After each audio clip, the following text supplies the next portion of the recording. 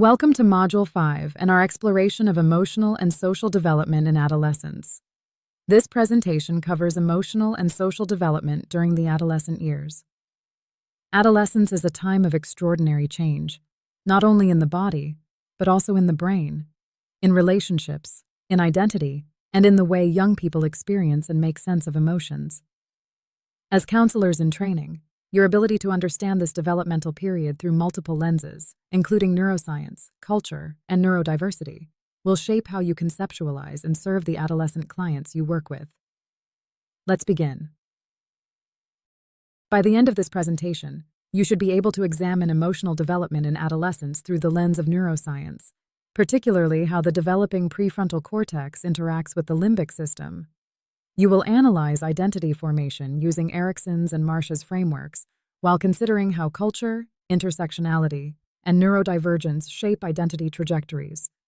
We will evaluate the critical roles of family, peers, and romantic relationships across diverse cultural contexts. You will also understand risk and protective factors related to adolescent depression, substance use, sexuality, and delinquency. Finally, you will apply these concepts to your emerging counseling practice. Keep in mind that throughout this module, we are building toward clinical reasoning, not just memorization of stages. We begin with emotional development. Adolescence is often caricatured as a time of out-of-control emotions and irrational decision-making. But current neuroscience tells us a far more nuanced story. The emotional intensity of adolescence is not a flaw in the system. It is the system working exactly as it was designed to during a period of profound neural reorganization. Let's explore what is actually happening in the adolescent brain and why it matters for counselors. Current research has fundamentally shifted how we understand adolescent emotionality. Researchers such as Lawrence Steinberg have shown that emotional fluctuations are primarily driven by neural reorganization, not by hormones alone. The brain is undergoing massive changes, including synaptic pruning and myelination, creating a temporary gap between emotional reactivity and regulatory capacity. Negative emotional states like anxiety, shame, and loneliness peak in early adolescence because younger adolescents are becoming acutely aware of how others perceive them. This sensitivity is not a character flaw, but reflects developmental neurobiology. By mid-adolescence, emotional stability typically increases as prefrontal connectivity strengthens. As counselors, our key question is whether emotional intensity represents pathology or a developmentally expected response. Think of the adolescent brain as a car with a powerful engine, but brakes still being installed. The limbic system, which drives emotional reactivity and reward-seeking, matures early in adolescence. The amygdala is hyperactivated in social situations, which is why a sideways glance from a peer can feel catastrophic to a 14-year-old. Meanwhile, the prefrontal cortex, governing impulse control and consequence evaluation, does not fully mature until the mid-20s. This creates a developmental mismatch. Adolescents can reason logically in calm settings, but in emotionally charged or peer-influenced situations, the limbic system often overrides the prefrontal cortex. This dual systems model has profound implications for how we understand risk-taking, emotional intensity, and decision-making in adolescence. Depression is the most common psychological disturbance during adolescence. Its symptoms include hopelessness, loss of interest, concentration difficulties, and diminished self-esteem. A key clinical challenge is that many symptoms overlap with normative adolescent experience. Research shows a gender disparity. By age 12, girls are approximately twice as likely to experience significant depressive symptoms. LGBTQ+ youth in high-conflict families, and those experiencing racial discrimination face elevated risk. Among Indigenous communities, historical and intergenerational trauma contribute significantly to adolescent depression, requiring culturally grounded interventions. For neurodivergent adolescents, the picture is compounded. Autistic and ADHD teens experience depression at 2 to 4 times the rate of neurotypical peers, often driven by social masking, sensory overwhelm, and chronic exclusion. Suicide is the second leading cause of death among 10 to 24-year-olds.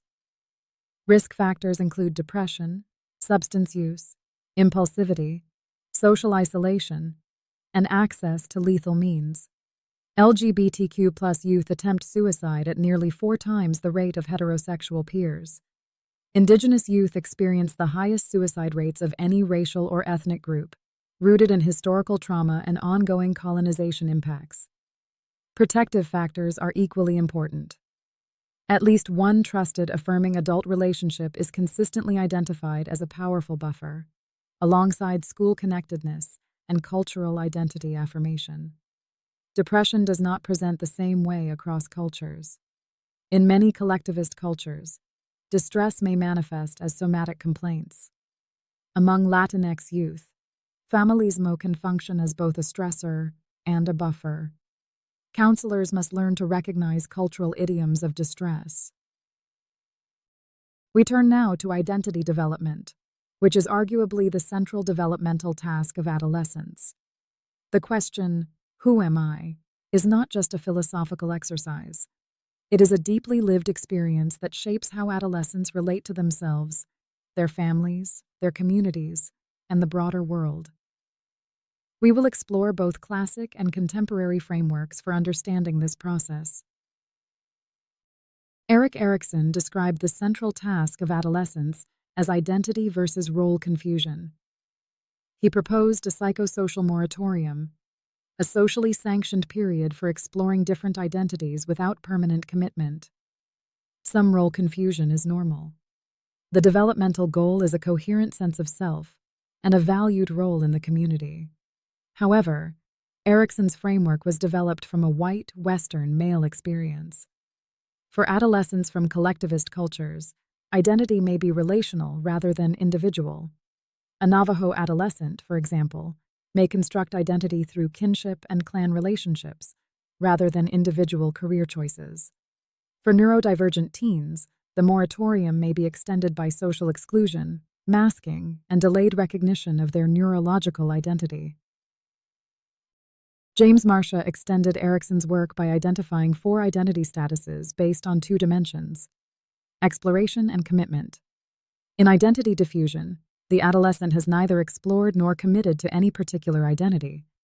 In foreclosure, the adolescent has made commitments, but without genuine exploration, often adopting the values and choices of parents or authority figures without questioning them.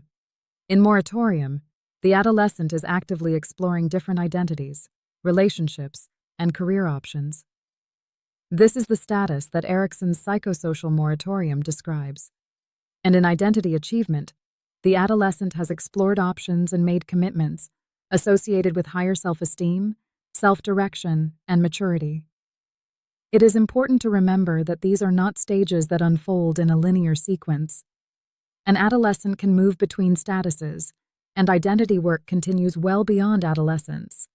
Counselors should be cautious about treating identity achievement as the singular goal, and instead recognize that exploration itself is developmentally valuable. Identity development does not occur in a vacuum. Gender plays a significant role. Girls experience drops in self-confidence transitioning into adolescence.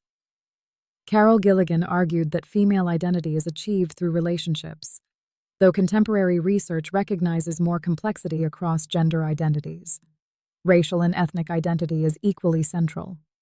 Finney's model describes stages from diffuse or foreclosed, through exploration, to achieved ethnic identity.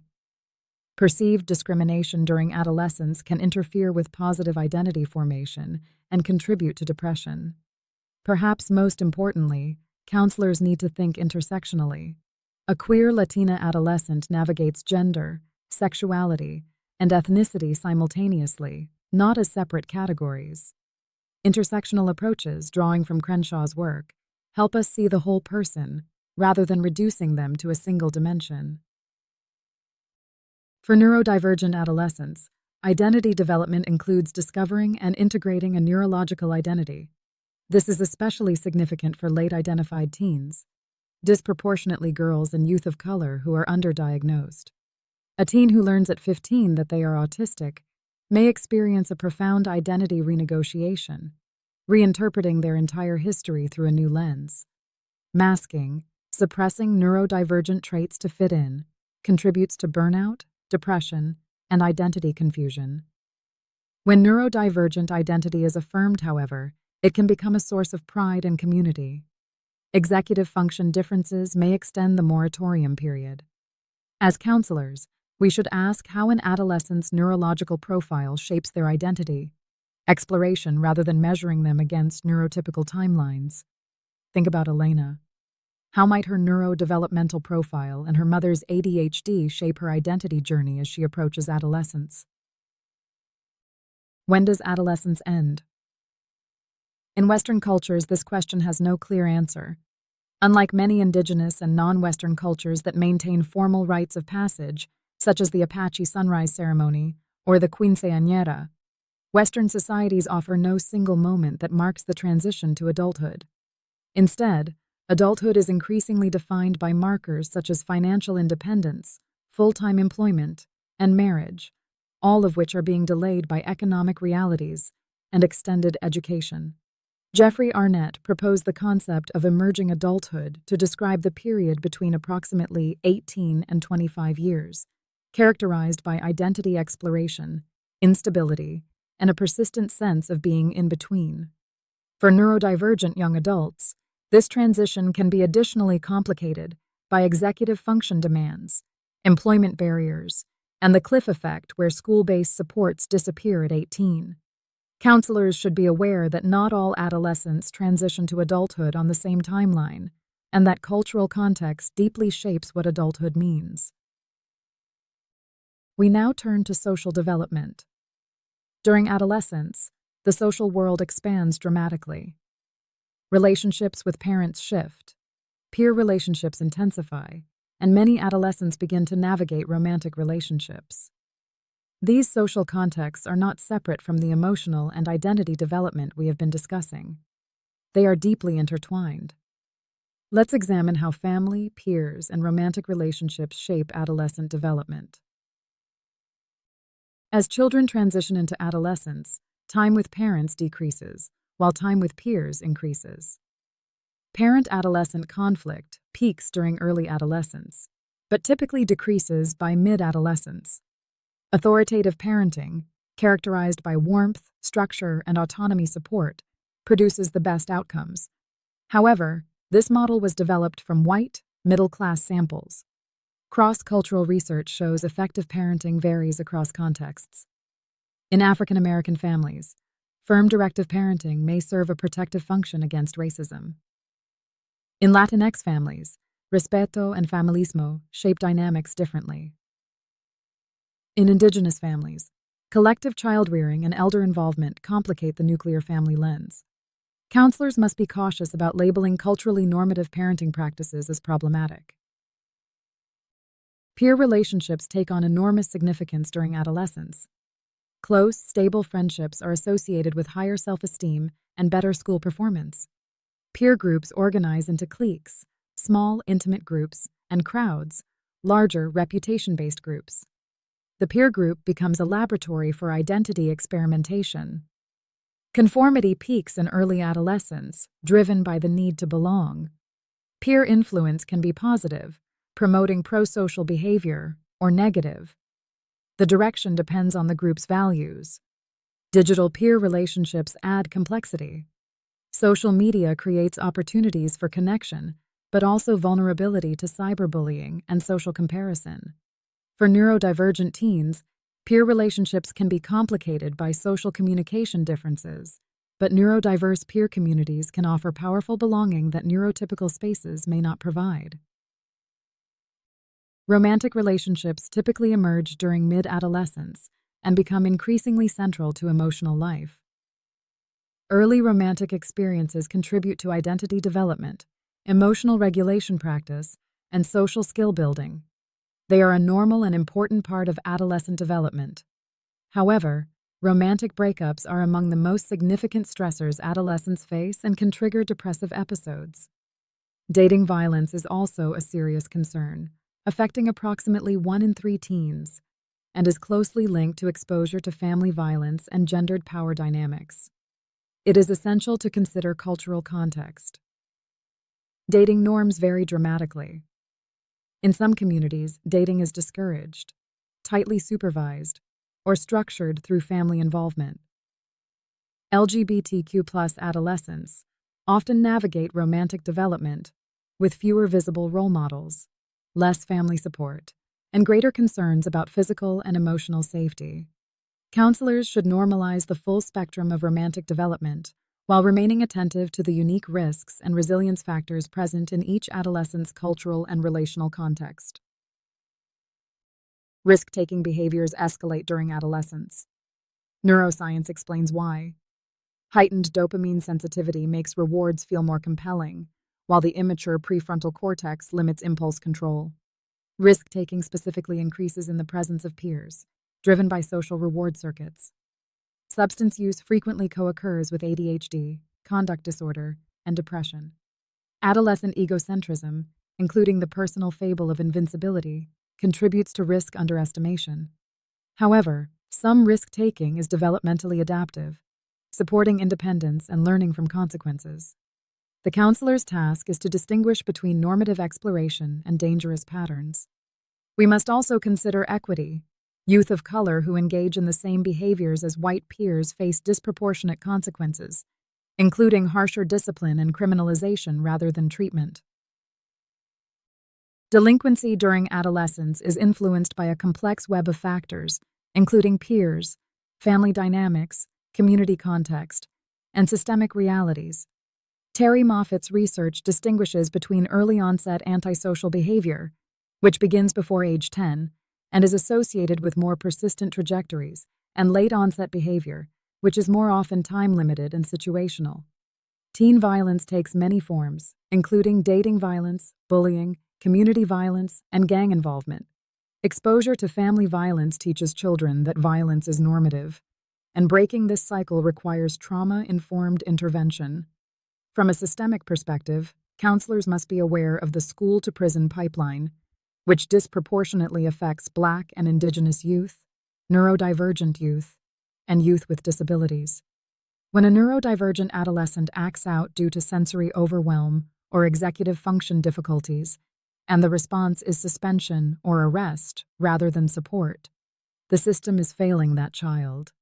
Counselors should advocate for restorative justice approaches that address root causes rather than simply punishing behavior. Sexual development is a normative and important part of adolescent development. It encompasses physical changes, emerging sexual feelings, and identity exploration. Adolescents often struggle with managing anxiety about arousal, navigating consent, avoiding negative consequences, and understanding their own desires. Inconsistent contraception use remains common, driven by misinformation, invincibility thinking, partner dynamics, and access barriers. The United States continues to have among the highest teen pregnancy rates of developed nations, with significant disparities by race, ethnicity, and socioeconomic status. Approximately 1 in 4 sexually active adolescents acquires a sexually transmitted infection. Research consistently shows that comprehensive, culturally responsive sex education is a critical protective factor. As counselors, approaching sexuality with openness, accuracy, and cultural sensitivity is essential. For many families, conversations about sexuality intersect with cultural values, religious beliefs, and community norms, and counselors should navigate these intersections with respect. Approximately 20 to 25% of Generation Z identifies as LGBTQ+, reflecting increasing cultural acceptance and greater willingness to self-identify. Many youth now identify their sexual orientation or gender identity by mid-adolescence. Questioning is a normative part of identity exploration. LGBTQ+ youth face elevated risks, including mental health challenges, substance use, and suicide. The minority stress model makes clear that these risks are driven by experiences of stigma and discrimination, not the identity itself. Family acceptance is the single strongest protective factor. Research by Caitlin Ryan shows that family accepting behaviors dramatically reduce depression, substance use, and suicidality. Affirming school environments, including gender and sexuality alliances, also significantly reduce risk. The ACA Ethics Code prohibits conversion therapy, and affirming practice means supporting identity exploration without imposing heteronormative assumptions. Our final content section examines career development and the transitions adolescents face as they move toward adulthood. These topics are closely tied to identity development, as vocational choices reflect how young people are answering the question of who they want to become. Career development during adolescence involves a gradual narrowing of vocational possibilities. Ginsburg described 3 stages: crystallization around age 14, specification around 18, and implementation in the early 20s. Vocational choices are shaped by gender, ethnicity, socioeconomic status, and access to role models. First-generation college students, rural youth, and low-income youth often lack career exploration opportunities that more privileged peers take for granted. School counselors play a critical role in ensuring all students, including those not pursuing college, identify meaningful pathways. For neurodivergent adolescents, strengths-based career counseling that builds on special interests and identifies suitable work environments can be transformative. The goal is helping each adolescent discover a path that honors who they are. The transition out of high school is one of the most significant passages of adolescence. High school seniors often experience considerable ambiguity and anxiety about what comes next. They may be moving away from home, leaving lifelong friends, and navigating unfamiliar routines that demand more independence. Competition for scholarships, college admissions, and employment creates pressure that intersects with socioeconomic status, race, and access. Whether this transition is experienced as a loss or as the beginning of something new depends heavily on the adolescent's internal resources, relational supports, and cultural framing. For neurodivergent youth, the transition is particularly concerning because of what is called the cliff effect. School-based supports like IEPs and 504 plans end abruptly at 21 or upon graduation, and equivalent adult services are often difficult to access. Counselors can play a powerful role in helping adolescents narrate this transition as a developmentally meaningful passage rather than just an ending. As we close, let's connect back to our case study family. Although Elena is currently in middle childhood, think forward. How might her temperament and early experiences, including NICU stay, multiple ACEs, and attachment disruptions, shape her emotional development during adolescence? How will her bicultural identity intersect with adolescent identity work? How might her neurodevelopmental profile shape her social world and self-concept as a teenager? What protective factors, such as her parental relationships, cultural connections, friendship with Sophie, and imaginative strengths, might buffer her? And what would culturally responsive, strengths-based counseling look like for Elena at 14? These integrative, developmentally informed questions will serve you well as counselors. This slide provides the complete reference list for this presentation. These citations span neuroscience, identity development, cultural psychology, LGBTQ+ research, and systemic equity literature. I encourage you to explore these sources as you prepare for your module activities and case conceptualization work. Thank you for your engagement with this material. The developmental period of adolescence is one that every counselor will encounter in practice, whether working directly with teens or with adults whose adolescent experiences continue to shape their lives. Bring your curiosity, your cultural humility, and your willingness to see the whole person to this work.